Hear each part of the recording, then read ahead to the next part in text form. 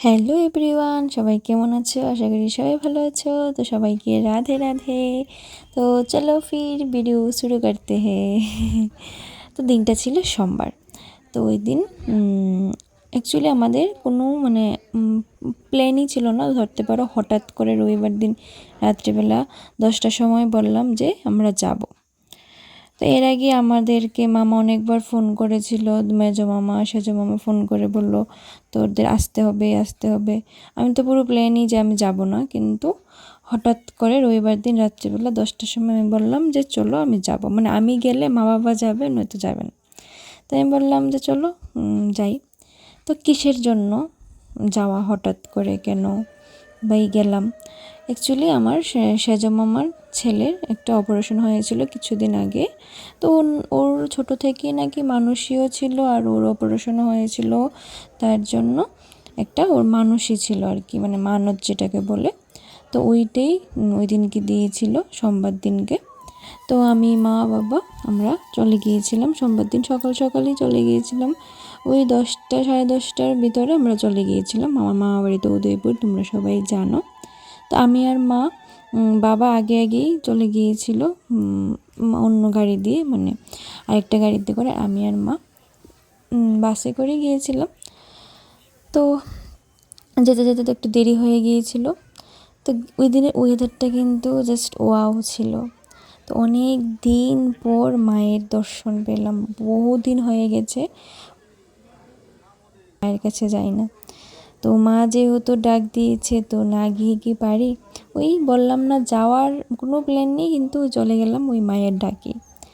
তো এখানে আমরা সবাই মিলে পুজো টুজো দিলাম। সবাই ছিল, দিদা মামা মাসি সবাই গিয়েছিল, কিন্তু সবাইকে আর আমি ভিডিওতে আনতে পারিনি। যাদের যাদেরকে পেয়েছি সবাইকে আনলাম। এই যে আমার দিদা, আমার বড় মামা, আমার ছোটো মাসি, আমার বোনের জামাই, আমার আরও অন্যান্য 3-4 জন বোন ছিল।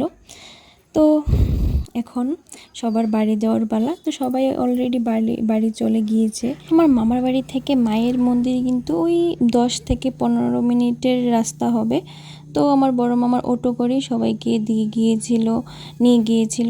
তো আমরা বললাম যে আমি আমার আরও 3টে বোন আমরা বললাম যে আমরা পরে যাব, তোমরা চলে যাও। কারণ কি, জাস্ট এসেছি, পুজো দিয়েছি, তারপর দেখলে টিফিন করলাম। আমার যেহেতু ওই দিন সোমবার ছিল, তো আমি কিছু খাবো না। ওদের বাড়িতে তো আজকে মাছ মাংস সব হবে, তো আমি তো কিছু খাবো না, আমার সোমবার ছিল যেহেতু। তো আমি টিফিন করে নিয়েছিলাম আর দই ফুচকা খেয়েছিলাম আমরা। তো সবাইকে বাড়ি পাঠিয়ে দিয়েছি। আমরা একটু পরে অন্য গাড়ি দিয়ে চলে যাব। তো আমরা এখন একটু আবার মায়ের মন্দিরে আসলাম, উপরে উঠলাম, উঠে একটু ফটো তুললাম, এখানে বসেছি। তারপর বৃষ্টিও পড়ছিল, মানে খুবই ভালো লাগছিল, ওয়েদারটা তো খুবই সুন্দর ছিল। একদম বৃষ্টি বৃষ্টি ভাব, মানে একদমই একটা অন্যরকম একটা, মানে কি বলবো, অনেক দিন পর আমি মায়ের বাড়িতে গেছি। মানে বহু দিন হয়ে গেছে, বহু মাস হয়ে গেছে আমি মায়ের কাছে যাই না। তো অনেক দিন পরে গিয়েছি, খুবই ভালো লেগেছে, খুব বলতে খুবই ভালো লেগেছে।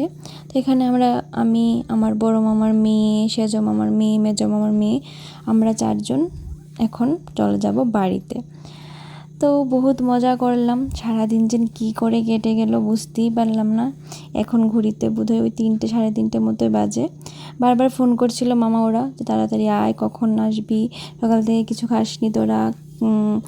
তো আমার জন্য ভোগ নেওয়া হয়েছিল মায়ের মন্দির থেকে।